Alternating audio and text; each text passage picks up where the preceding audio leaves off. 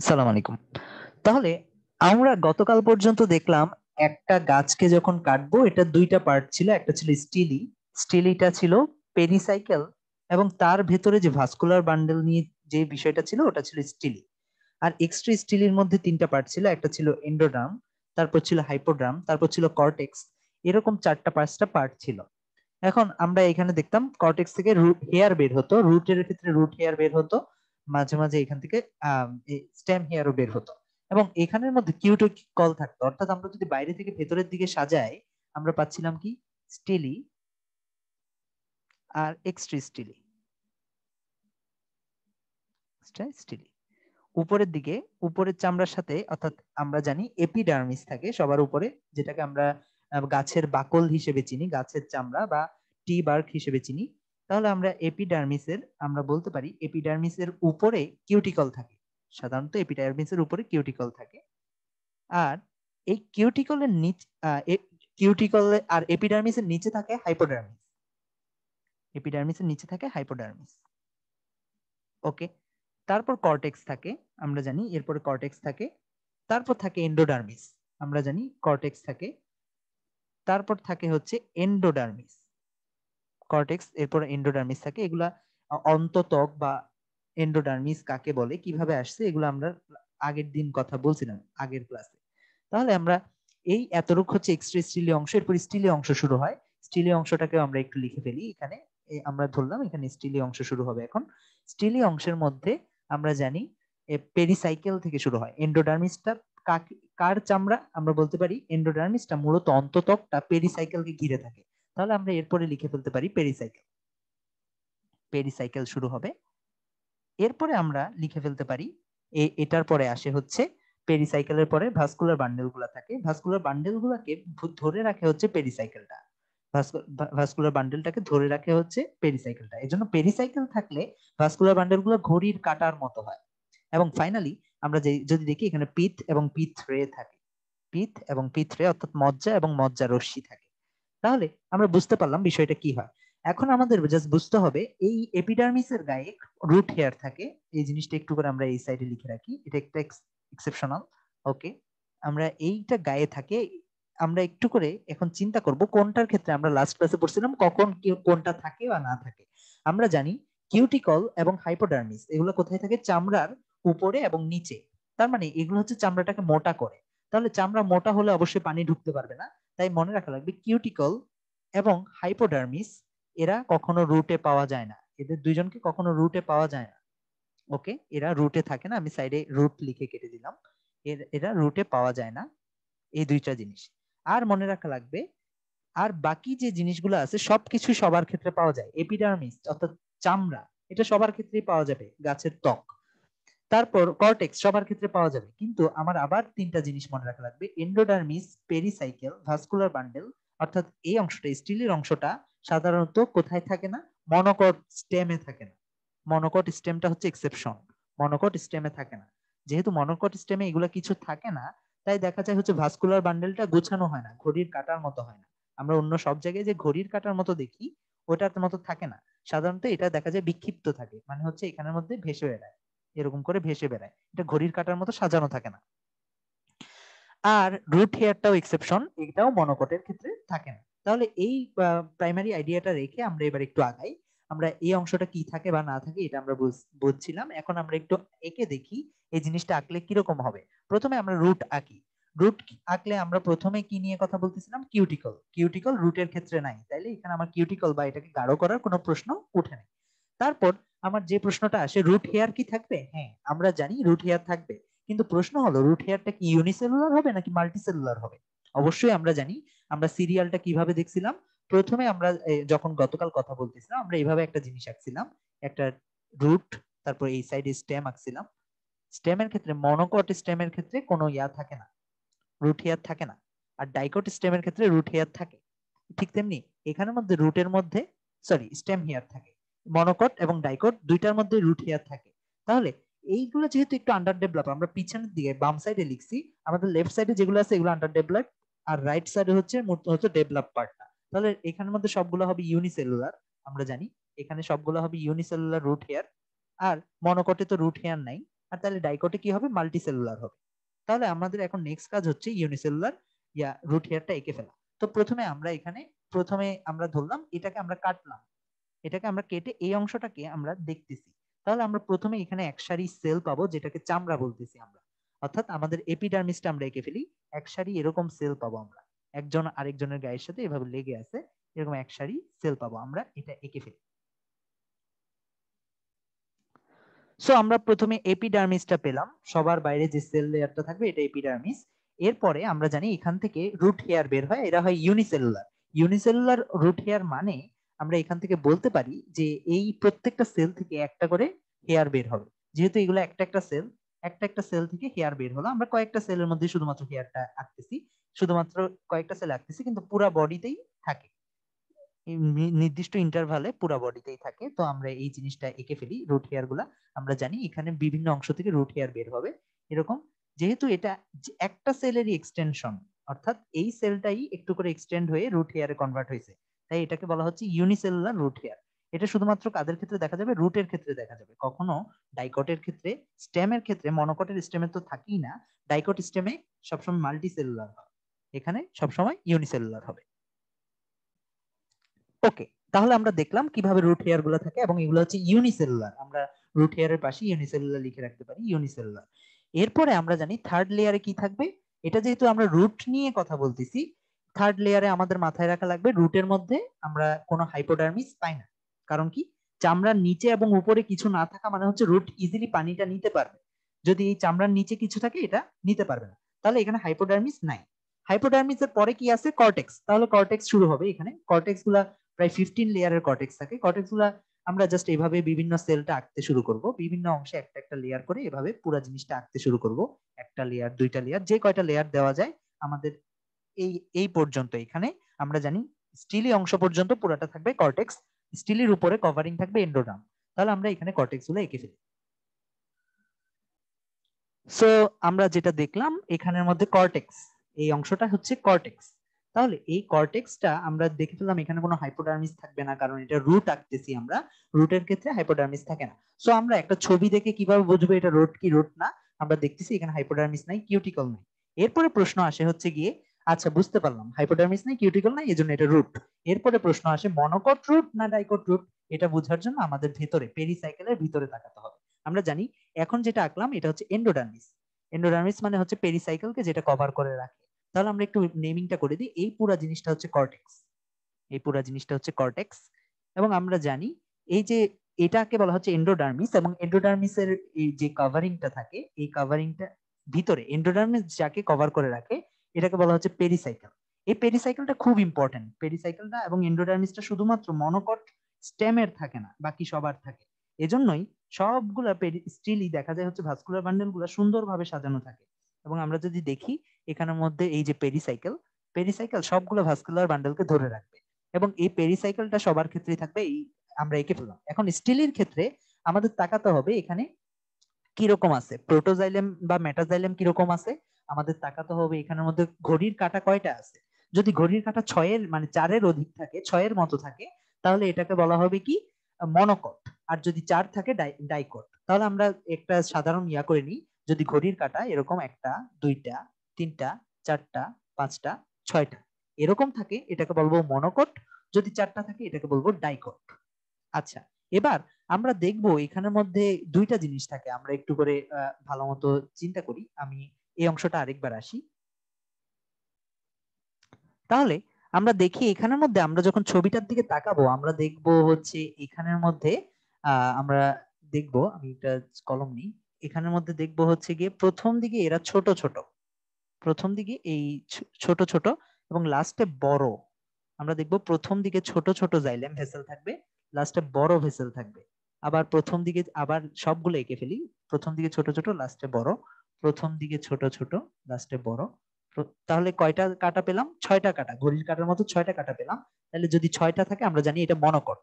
এবং যেহেতু প্রথম দিকে ছোট ছোট পেলাম, এবং আমরা এই জিনিসটার দিকে যদি তাকাই, এটা হচ্ছে একটা টিউবের মতো, আমরা যদি একটা ছবি দেখে আসি আমরা জানি এটা একটা টিউবের মতো, এরকম টিউবের মতো। আমি একটা ছবি তুলে নিয়ে আসি এখানে, তাহলে বুঝতে ইজি হবে। তাহলে আমরা দেখি এই জাইলেম বা এই যে আমরা যে জিনিসটা এখানে আঁকতেছি এরকম ছিদ্র হিসেবে, এইগুলা মূলত হচ্ছে এরকম কতগুলো ভেসেল, জাইলেম এবং ফ্লোয়েমের ভেসেল। এবং জাইলেম ফ্লোয়েমের ভেসেল গুলা কিভাবে থাকে, একে অপরের সাথে গায়ে লেগে থাকে নাকি কি থাকে, এগুলো আমরা সামনে জানবো। তবে এরকম ঘড়ির কাঁটার মতো থাকে, রেডিয়ালি থাকে রুটের ক্ষেত্রে। এবং আমরা জানি এগুলাকে বলা হচ্ছে মেটাজাইলেম। আমাদের মনে রাখা লাগবে, মেটা মানে হচ্ছে পরবর্তী দশা, আর প্রোটো মানে হচ্ছে কি আগের দশা। অর্থাৎ তাহলে প্রোটোজাইলেম যেটা, ওটা সাধারণত হবে কি প্রাইমারি জাইলেমটা, আর মেটাজাইলেম মানে হচ্ছে ম্যাচিওরড জাইলেম যেটা, ওটা। তাহলে আমরা বুঝতে পারতেছি যে প্রোটোজাইলেম, প্রাইমারি জাইলেম গুলো সাধারণত ছোট হয়, এরকম ছোট হয়। আর সেকেন্ড মেটাজাইলেম মানে এটা পরবর্তী কন্ডিশন যেটা, ওটা হচ্ছে কি বড় হয়, মোটা হয়। তাহলে আমরা বুঝতে পারতেছি প্রথম দিকে যেগুলো থাকবে ওগুলো ছোট জাইলেম হবে, এগুলো আস্তে আস্তে বড় হতে থাকবে, বড় হতে থাকবে, এবং ফাইনালি এই বড় জাইলেমটা হবে। এবং এটাকে যখন আমরা এভাবে কেটে ফেলবো, আমরা যখন উপর থেকে দেখবো তখন জিনিসটা দেখতে এরকম মনে হবে, যদিও এরা নিচে একটা টিউবের মতো, আমরা উপর থেকে দেখতেছি।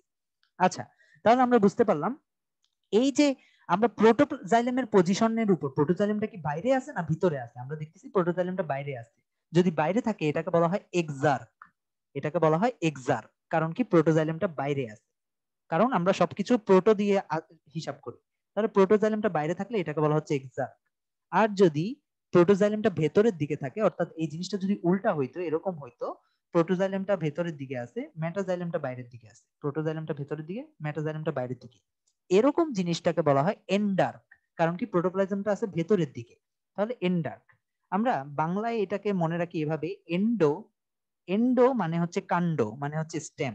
এন্ডো থাকবে কাণ্ডে, এন্ডার্ক থাকবে কাণ্ডে, অর্থাৎ স্টেমে। আর আমরা এটা এক্সাক্ট যদি স্টেমটা মনে রাখি, তাহলে বাকিটা তো মনে রাখার দরকার নেই। অন্য যেটা আছে এক্সাক্ট, ওটা হবে রুটে, সিম্পল। মূলে হবে এক্সাক্ট, আর এন্ডো কাণ্ডেতে হবে, এন্ডার্ক হবে কাণ্ডে।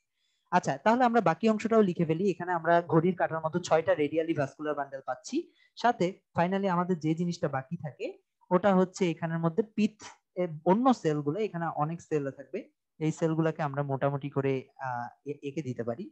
এখানের মধ্যে পিথ, অন্য সেলগুলা এখানে পিথ সেল থাকবে আর কি। ওকে, এখানে আমি ঘিঞ্চি করে আঁকলে এটা আর দেখা যাবে না। পিথ সেলটা তোমরা মোটামুটি করে এঁকে দিতে পারো, যাতে ভাস্কুলার বান্ডেলটা মোটামুটি বোঝা যায় আর কি। তাহলে পিথটা আঁকা হয়ে গেলে আমরা বুঝতে পারলাম এই বাকি সেলগুলোকে বলা হচ্ছে পিথ সেল বা পিথ রে সেল। তাহলে ওটা আমরা এঁকে দিলাম, ওগুলো খুব একটা ইম্পর্টেন্ট না। তাহলে আমরা বুঝতে পারলাম 6টার মতো কাটা আছে, তাহলে এটা মনোকট স্টেম। আচ্ছা, ডাইকট স্টেমের মধ্যে তাহলে ডিফারেন্সটা কি হবে? আমরা জানি ডাইকট স্টেমটা, আমি এখান থেকে মনোকট স্টেম থেকে ডাইকট স্টেমটা আঁকি। ডাইকট স্টেমে সিম্পল রুট হেয়ার আমরা জানি, সরি এটা হবে ডাইকট রুট। আগেরটা ছিল মনোকট রুট, এখন আমরা ডাইকট রুট আঁকি। আমরা জানি ডাইকট রুটের ক্ষেত্রে রুট হেয়ার থাকবে, ওটা ইউনিসেলুলার হবে, এপিডার্মিস থাকবে, হাইপোডার্মিস থাকবে না। ওকে, হাইপোডার্মিস নাই, কর্টেক্স থাকলো, কর্টেক্সের পরে এন্ডোডার্ম থাকবে, পেরিসাইকেল থাকবে। তাহলে ডাইকট রুটের একটা মাত্র ডিফারেন্সটা কি, এখানে যে 6টা কাটা ছিল 6টা কাটা থাকবে না, এখানে 4টা কাটা থাকবে। এবং আমরা জানি রুটের ক্ষেত্রে এক্সার্ক হয়, অর্থাৎ এখানে যে প্রোটোজাইলেম আছে ওগুলা সবসময় বাইরের দিকে, অর্থাৎ পেরিসাইকেলের দিকে থাকবে। তাহলে আমরা এঁকে ফেলি, এক্সার্ক গুলা কোথায় থাকবে? বাইরের দিকে থাকবে, আর মেটাগুলা ভিতরের দিকে থাকবে। এগুলা বাইরের দিকে থাকবে, মেটাগুলা ভেতরের দিকে থাকবে। এগুলা বাইরের দিকে থাকবে, মেটাগুলা ভেতরের দিকে, সেম, বাইরের দিকে ভেতরের দিকে। এখানে অন্য পিথ সেল গুলা থাকবে। ওকে, তাহলে আমরা বুঝতে পারলাম ডাইকট আর মনোকট এক্স্যাক্টলি সেম। দুইটার মধ্যে যদি আমরা ডিফারেন্স করতে চাই, শুধুমাত্র প্রোটোজাইলেম মেটাজাইলেম দিয়ে আমরা ডিফারেন্স করতে পারবো না, কয়টা কাটা আছে ওটা দিয়ে আমরা ডিফারেন্স করব। এবার আমরা আরেকটা আঁকি। আমরা যদি স্টেমের দিকে যাই, মনোকট স্টেম, মনোকট স্টেমে আমরা জানি রুট হেয়ার থাকে না। তাহলে আমরা সবগুলো রুট হেয়ার মুছে দিতে শুরু করি, এখানে কোনো রুট হেয়ার থাকবে না, বাকি সব বেসিক প্রিন্সিপাল সেম হবে। তো আমরা রুট হেয়ার গুলো মুছে দিলাম, কেন আমরা জানি মনোকট স্টেমে কিছুই থাকে না। তাহলে মনোকট স্টেমে যদি আমরা রুট হেয়ার না পাই, কোনো রুট হেয়ার না পাই, ওগুলোকে আমি মুছে দিলাম। ওকে, তারপর আমরা যাই, রুট হেয়ার থাকে না, সাথে কি থাকে না, এন্ডোডার্ম থাকে না। আমরা জানি এখানে নতুন কি স্টেম, রুট থেকে এটার থেকে ডিফারেন্সটা কি হয়, এখানের মধ্যে আমরা জানি এখানের মধ্যে কি পাওয়া যায়, হাইপোডার্মিস পাওয়া যায়, অর্থাৎ এখানে 3 লেয়ারের একটা হাইপোডার্মিস পাওয়া যাবে। আমরা যদি এটাকে মুছে দেই এভাবে, এখানে আমরা যদি এইটাকে 3 লেয়ারের একটা হাইপোডার্মিস পাওয়া যাবে। আমরা জানি চামড়ার নিচে হাইপোডার্মিস সব ক্ষেত্রে পাওয়া যায়, রুটের ক্ষেত্রে শুধুমাত্র পাওয়া যায় না। তাহলে আমরা হাইপোডার্মিসটা এঁকে ফেলি। হাইপোডার্মিসটা সাধারণত কিরকম হয়, এটা স্ক্লেরেনকাইমা হয়, অর্থাৎ একটু আগে যে আমরা প্যারেনকাইমা গুলা দেখতেছিলাম গোল গোল, এরকম হবে না, এটা আর একটু শক্ত হবে, 4 কোনা টাইপের হবে, এবং 4 কোনা করে আঁকতে হবে, এবং 3টা লেয়ার আঁকতে হবে এখানে। তাহলে 3টা লেয়ার এঁকে ফেললাম, একটু 4 কোনা করে আঁকবো, আর একটু গাঢ় করে দিব। আমাদের আঁকার সময় আমরা একটু দেখবো এটা একটু গাঢ় করে দেওয়া হয়, কারণ কি এখানের মধ্যে লিগনিন জমা হয় এবং অনেক কিছু জমা হয়, এজন্য এটাকে একটু গাঢ় করা হয়। তাহলে আমরা নীল রং দিয়ে বুঝালাম এখানে হাইপোডার্মিস আছে। তারপর আমরা জানি এখানের মধ্যে কোনো এন্ডোডার্মিস থাকবে না, তাহলে এন্ডোডার্মটাও মুছে দিতে হবে। এখানের মধ্যে এন্ডোডার্ম না থাকলে মজার বিষয় হলো যদি এন্ডোডার্ম না থাকে তাহলে পেরিসাইকেলও থাকতে পারবে না, এবং যদি পেরিসাইকেল না থাকে তাহলে এখানের মধ্যে যে ভাস্কুলার বান্ডেল গুলো আছে ভাস্কুলার বান্ডেল গুলো গোছানো হবে না। তাহলে আমরা দেখতে পাচ্ছি একদম মনোকট যে স্টেমটা ওটা দেখলেই চেনা যায়, রুট হেয়ার নাই, হাইপোডার্মিস না দেখে না চিনতে পারলেও সমস্যা নেই, রুট হেয়ার নাই, এখানের মধ্যে এন্ডোডার্ম নাই, পেরিসাইকেল নাই, একদম এক্সেপশনাল একটা কন্ডিশন।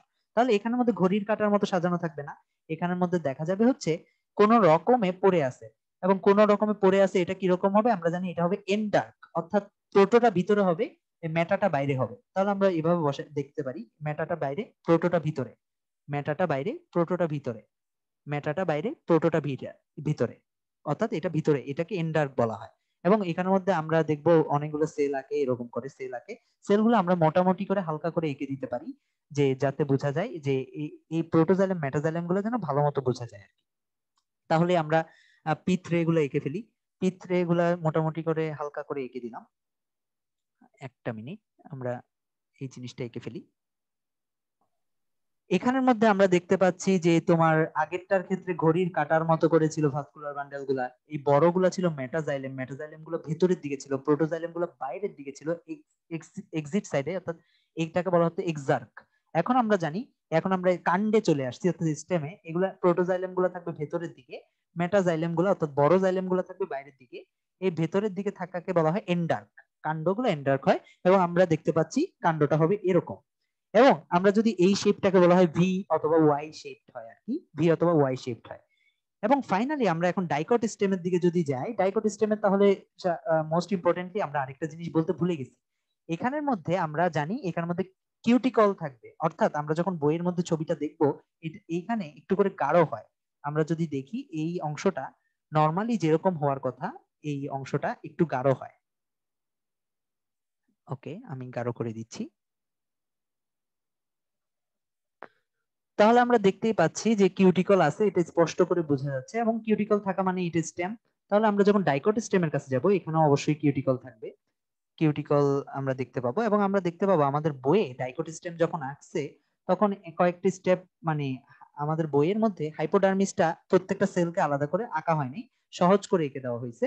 যেমন আমরা এখানের মধ্যে সহজ করে যদি এঁকে দিই, একটা একটা রিং আঁকা হয়েছে, এই বরাবর একটা রিং এঁকে ওখানের মধ্যে পেন্সিল দিয়ে শুধুমাত্র একটা স্কেচ করে দেওয়া হয়েছে, ঠিক আছে, সেগুলো আসলে প্রত্যেকটা সেল মিন করে।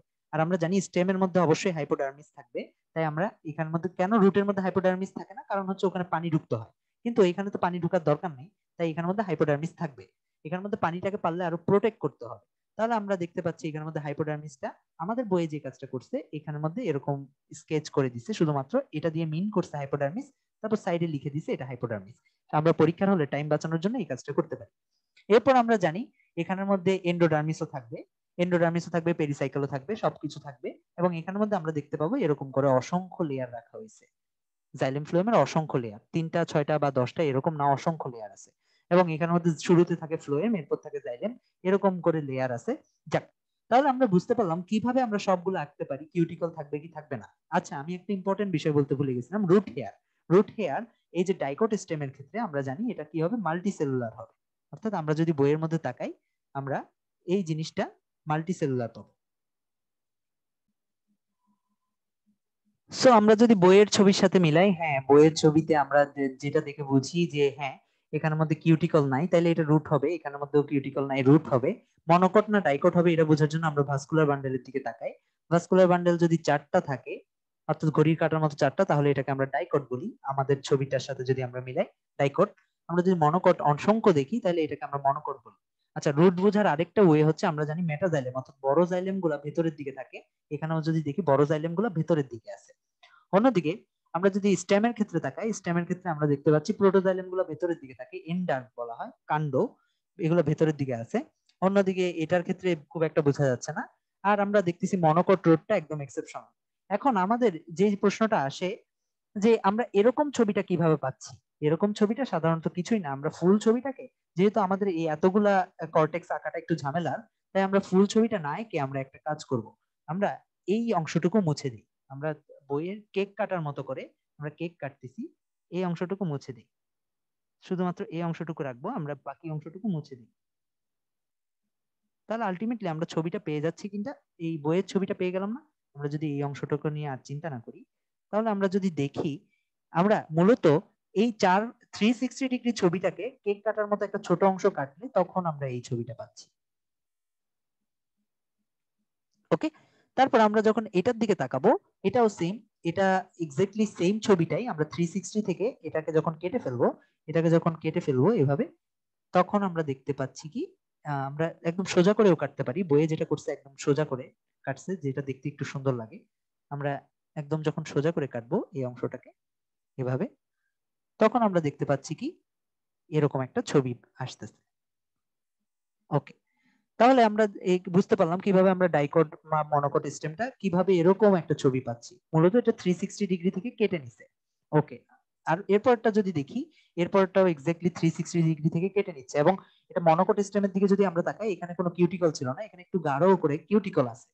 এই ডাইকট সিস্টেমের জন্য সেম, এখানে মাল্টিসেলুলার রুট হেয়ার আছে, এখানে কোনো রুট হেয়ার নাই। এবং মনোকট সিস্টেমটাও আমরা কেটে নিতে পারি, এই পুরো অংশটা না রেখে আমরা এই অংশটুকু এভাবে করে কেটে নিতে পারি। ওকে, তাহলে আমরা মনোকট সিস্টেমটাও পেয়ে গেলাম। ডাইকট সিস্টেমটা আমাদের বইয়ে যেহেতু পুরাটাই আছে আমরা কাটলাম না, কিন্তু এটাও চাইলে পুরাটা কেটে নেওয়া যায়। আমাদের বইয়ের ছবিটা হচ্ছে ডাইকট সিস্টেমের ক্ষেত্রে এরকম। তাহলে আমরা এভাবে বুঝতে পারলাম কোথায় কি থাকবে। এটা যদি আমাদের জানা থাকে, 4টা ছবি আঁকাই মূলত কঠিন কিছু না, একটা ছবি এঁকে আমরা একটার থেকে বাকিগুলো ডিরাইভ করতে পারি। এবং আমরা কিভাবে এইরকম ছবিটা পাই হাফ কাটার মাধ্যমে, এটাও আমরা বুঝলাম। এই ছিল আমাদের মোটামুটি টিস্যু সিস্টেমের এই মনোকট ডাইকট স্টেম বা রুট বোঝার উপায়।